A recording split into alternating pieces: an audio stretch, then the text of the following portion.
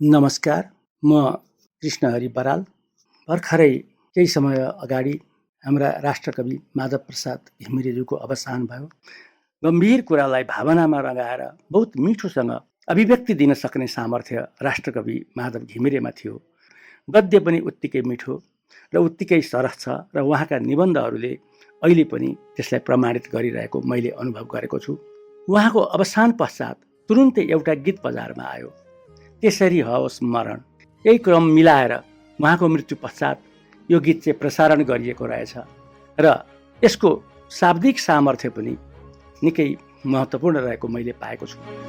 त्यसरी होस् मरण, त्यसरी होस् मरण, त्यसरी होस् मरण।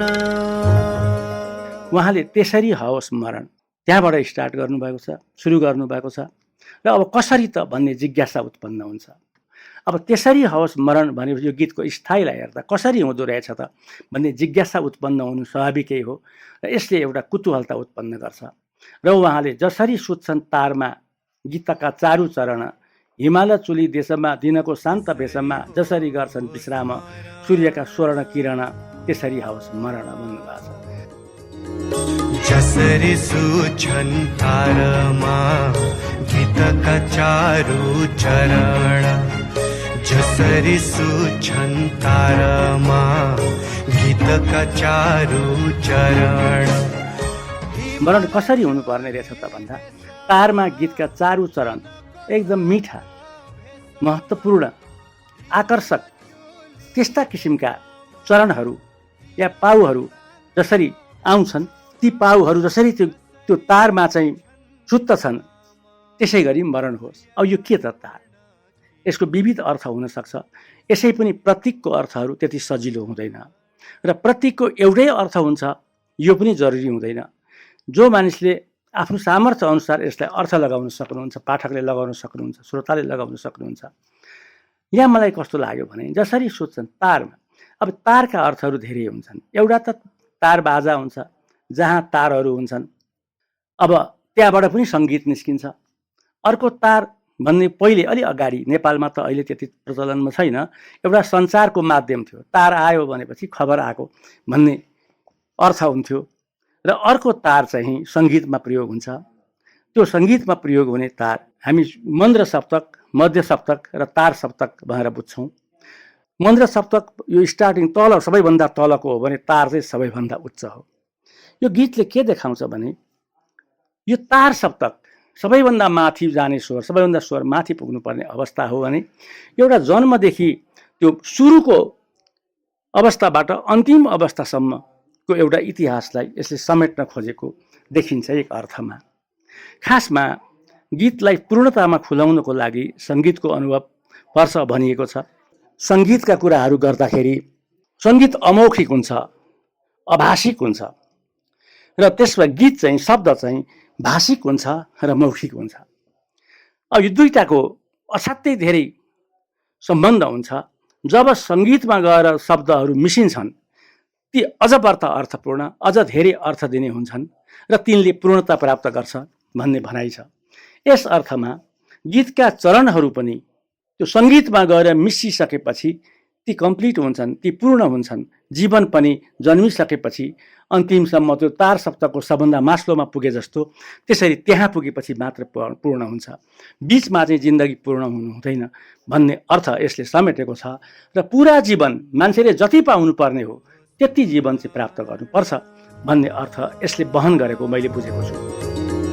जसरी सुछन् तारमा गीतका चारु चरण, जसरी सुछन् तारमा गीतका चारु चरण। हिमाल चुली देशमा दिनको शान्त भेषमा, हिमाल चुली देशमा दिनको शान्त भेषमा जसरी गर्छन् विश्राम सूर्यका स्वर्ण किरण, त्यसरी होस् मरण। हिमालचुली देशमा हाम्रो नेपाललाई नै सङ्केत गरेको बुझिन्छ। हुन त हिमाल अन्त पनि छन्। अब हिमाल भएको देश नेपालको कवि भएको नाताले उहाँले हिमाल र त्यहाँ हिउँ हुने र त्यहाँ सूर्यको किरण पनि पर्ने, त्यो हिउँको शीतलता पनि छ, माथिबाट आउने सूर्यको तापक्रम पनि छ। सूर्य बिहान उदाउँछ, दिनमा शान्तसँग त्यहाँ बस्छ, त्यो कोलाहल त्यस ठाउँमा छैन र अन्तिममा त्यहाँ आफ्नो स्वर्णिम किरणहरू छोड्दै सूर्य त्यहाँबाट अस्ताउँछ। त्यो एउटा बिहान उदाएदेखि बेलुका अस्ताउनेसम्म सूर्यको जुन अवस्था छ त्यो मानिसको एउटा जिन्दगीको पूर्ण एउटा अवस्था हो। त्योसँग दाँजेर चाहिँ जसरी सूर्यका किरणहरू स्वर्णिम भएर अन्ततोगत्वा उनीहरू अस्ताउँछ, ठिक त्यस्तै गरी मान्छेले पनि जन्म भइसकेपछि अनेक क्रियाकलापहरू गर्दै समाजोपयोगी कामहरू गर्दै अगाडि बढ्नुपर्छ र अन्तिममा चाहिँ सारा काम सिद्ध्याइसकेपछि पूर्णतामा चाहिँ पुग्नुपर्छ भन्ने भनाइ यसले व्यक्त गरेको छ। यस अर्थमा पनि यसले जीवनको पूर्णता खोजेको छ र जसरी सूर्यका स्वर्ण किरणहरू हेरिरहँ जस्ता हुन्छन्, जिन्दगीको अन्तिम पल पनि सुखमय होस्, दुखी नहोस् भन्ने भनाइ चाहिँ राष्ट्रकवि घिमिरेले यसमा प्रस्तुत गरेको मैले अनुभव गरेको छु। त्यस्तै सङ्गीतमा शब्द मिसिए चाहिँ त्यस्तो सुमधुर होस्, त्यस्तै सूर्यको माथि उदाइसकेपछि अन्तिमसम्म गएर स्वर्णिम भएर बिते जस्तो आफूले पनि पश्चाताप गर्नुपर्ने अवस्था नआओस्, त्यसै गरी अवसान होस् भन्ने अभिव्यक्ति यसले बोकेको छ। यसरी होस् मरण भन्ने कुरा यसले व्यक्त गरेको छ। हिमाल चुली देशमा दिनको शान्त भेषमा, हिमाल चुली देशमा दिनको शान्त भेषमा, जसरी गर्छन् विश्राम सूर्यका स्वर्ण किरण, त्यसरी होस् मरण। यसको अर्को अन्तरा छ। सुन्दर सृष्टि निहारी सुखैले चिम्लु नयन, बिहानी पख रातको कुसुम पारिजातको, जसरी जान्छ झरेर बिना पवन त्यसरी होस् मन। यसमा त्यति गाह्रो बिम्बहरू छैनन्। अब सुन्दर सृष्टि निहारी सुखैले चिम्लु नयन, यो कवि घिमिरेलाई सृष्टि अत्यन्त प्यारो छ।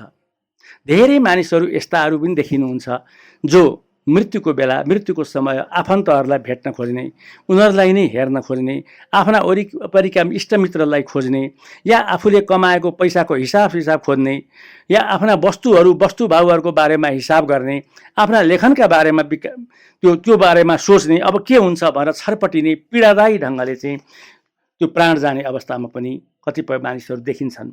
र घिमिरेको भनाइ के छ भने सुन्दर सृष्टि निहारेर अन्तिममा प्राण जाओस् भन्ने छ। उनलाई कुनै पनि यो भौतिक यहाँ भएका कुराहरूको, नाता गोताहरूको सम्बन्धसँग छैन। त यसको अर्थ के हो भने ती सबै आफ्ना नाता गोताहरू पनि राम्रो बनाएर चाहिँ अगाडि गएको भइसकेपछि तिनमा चिन्ता गर्नुपर्ने जरुरी हुँदैन। त्यस्तै आफूले कमाएको पैसा पनि सदुपयोग गर्न सक्यो भने त्यसले खुसी नै दिन्छ। लोभबाट मुक्त भएर माया भ्रम हो भन्ने कुरा बुझेर त्यसबाट पनि मुक्त भएर संसार यो धरतीबाट बिदा हुने चाहना छ। स्पष्टसँग राष्ट्रकविले यहाँ लेख्नु भएको छ, बिहानी पख रातको कुसुम पारिजातको। पारिजातका फुलहरू बिहान छरर भुइँमा झरेका हुन्छन्। त्यो झर्नको लागि त्यो पीडा चाहिँदैन, हावा चाहिँदैन, हुरी चाहिँदैन, हुन्डरी चाहिँदैन। त्यो पूर्ण जीवन पाइसकेपछि ती आफै खस्छन्। जसरी कुनै रुखको फल काँचैमा आउनु पर्यो भने झड्काउनु पर्ने, टिप्नलाई अलि अप्ठ्यारो हुने, टिपिसकेपछि पनि त्यहाँबाट चोप निस्किने, यी आदि हुन्छ। तर पाकिसकेपछि त्यो आफै झर्छ। जिन्दगी पनि पुरा बाँचिसकेर अन्तिममा त्यसै गरी चाहिँ जान पाओस् भन्ने चाहना कविको छ र मरण त्यसरी होस् भन्ने चाहना व्यक्त गरेको हामीहरू पाउँछौँ। सुन्दर सृष्टि निहारे सुखैले चिम्लो नयन, सुन्दर सृष्टि निहारी सुखैले चिम्लो नयन, बिहानी पख रातको कुसुम पारिजातको, बिहानी पख रातको कुसुम पारिजातको, जसरी जान्छ झरेर भुइँमा बिना पवन, त्यसरी होस् मरण। मुटुमा चोट नपरी टुटेर जाओस् बन्धन, चोट नपरोस् पीडा नहोस्, दुःख नहोस्, सजिलैसँग प्राण जाओस्, अरूहरूले पनि अनुभव नगरून्। अब भनाइ छ नि, कोही मानिस बिरामी भएर धेरै दिन कुर्नु पर्यो भने छिमेकीहरू पनि पीडित हुन्छन्, दुखी हुन्छन्। त्यस्तो अवस्था पनि नआओस्। एकदमै दुखेर मरे बाबा भन्ने किसिमको अवस्था पनि नआओस्। कुनै ठुलो चोट नपरोस्। एकदम आनन्दले फल पाकेर झरे जस्तो, पारिजातको फुल झरे जस्तो मुसुक्क हाँस्दै प्राण जाओस्। र त्यो बन्धन जुन छ, जीवन र मृत्युको बिचको यो जीवनको, यसका माया मोहको यी बन्धनहरूबाट चाहिँ सजिलैसँग मुक्त हुँ भन्ने अभिव्यक्ति यसमा छ। मुटुमा चोट नपरे टुटेर जाओस् बन्धन, मुटुमा चोट नपरे टुटेर जाओस् बन्धन। बादलको सेतो रासमा दुईटा मूर्ति पासमा, बादलको सेतो रासमा दुईटा मूर्ति पासमा। जसरी शिर नुहाए आफैमा हुन्छन् अर्पण, त्यसरी होस् स्मरण। बादलको सेतो रासमा दुईटा मूर्ति पासमा, यो बिम्ब अलि जटिल छ। त्यसकारण यहाँ हामीले अलिकति अर्थ लगाउनको लागि बल गर्नुपर्ने जस्तो अनुभव हुन्छ। बादलको सेतो रासमा दुईटा मूर्ति पासमा, जसरी शिर नुहाई आफैमा हुन्छन् अर्पण। खासमा दुईतिरबाट बादल यसरी आयो, यसलाई अभिधा अर्थमा पहिले बुझौँ। र ती निहुरिएर मूर्ति जस्तो मूर्तिवत किसिमले आएका बादलहरू यसरी मिसिन्छन् कि मिसिसकेपछि त्यहाँ बिजुली चम्किन्छ, गडेन गुडुङ हुन्छ। र त्यसपछि अब त्यो फेरि छुट्याउन चाहिँ गाह्रो हुन्छ। त्यो त्यसै गरी यो बादल यो बादल यो भएर, त्यस्तै अब यहाँ आत्मा र परमात्मासँग चाहिँ जोड्न खोजेको अनुभूति हुन्छ कता कता। र त्यो जसरी ती दुईटा मूर्तिहरू शिर नुहाएर आफैमा अर्पण हुन्छन्, एकाकार हुन्छन्, ठिक त्यस्तै यो आत्मा पनि परमात्मासँग एकाकार होस् भन्ने किसिमको अभिव्यक्ति यसले दिन खोजेको अनुभव हुन्छ। यद्यपि यो प्रतीकको अर्थ अरूहरू पनि लगाउन नसक्ने अवस्था चाहिँ हुँदैन। दिनको शान्त भेषमा, हिमाल चुली देशमा दिनको शान्त भेषमा। अमरपुरी सभामा आफैलाई गरौँ वरण, त्यसरी होस् स्मरण। अमरापुरी साझमा आफैलाई गरौँ वरण भन्न खोजिएको छ। अमरापुरी जाने, सिधै चाहिँ स्वर्गमा जाने अभिव्यक्ति यसले राखेको छ। बाटामा कतै अन्यल नहोस्, यमराजका दूतहरूले आएर दुःख कष्ट दिन केही पनि नपाउन्। यसको अर्थ हो जीवनभरि म धर्म गरौँ, जीवनभरि सत्कर्म गरौँ, जीवनभरि सामाजिक सेवा गरौँ भन्ने अभिव्यक्ति यसले दिन्छ। त्यो गर्न सके मात्र बाधा बन्धन हुँदैन। धार्मिक हिसाबमा यमराजका दूतहरूले आएर दुःख दिँदैनन्, नर्क लाँदैनन् भन्ने कुरा पनि यसबाट विस्तृत रूपमा व्यञ्जना अर्थमा यो अभिव्यक्ति हुन्छ। र सिधै आनन्दसँग चाहिँ अमरावतीमा जान पाऊँ भन्ने किसिमको अभिव्यक्ति राष्ट्रकवि घिमिरेले यहाँ पनि दिएको पाइन्छ। यसरी यो गीत आफ्नो मरणको सन्दर्भमा भनिए तापनि हरेक मानिसको चाहना शान्तिपूर्ण मर्ने किसिमको हुन्छ। हरेक मानिसको चाहना परमात्मासँगको मेलको लागि हुन्छ। र यो जुन देख्दाखेरि व्यक्तिगत किसिमको अभिव्यक्ति भए तापनि यो भावले चाहिँ निर्वैयक्तिकता ग्रहण गर्छ र हरेक मान्छेसँग मिल्न सक्ने, हरेक मान्छेको चाहनाको रूपमा यसलाई व्याख्या गर्न सक्ने, विवेचना गर्न सकिने अर्थ चाहिँ यसले ग्रहण गर्छ। यसरी पहिले नै लेखेको भए तापनि उहाँको अवसान पश्चात बाहिर अहिले सुन्नमा आएको जुन गीत छ, यो गीतको अर्थ बडो गम्भीर छ, महत्त्वपूर्ण छ। आशिष अविरलजीले यसलाई त्यस्तै मिठो धुन हाल्नु भएको छ भने कर्णदासले पनि मिठोसँग गाउनु भएको छ। अमरपुरी सभामा आफैलाई गरौँ वरण, त्यसरी होस् स्मरण।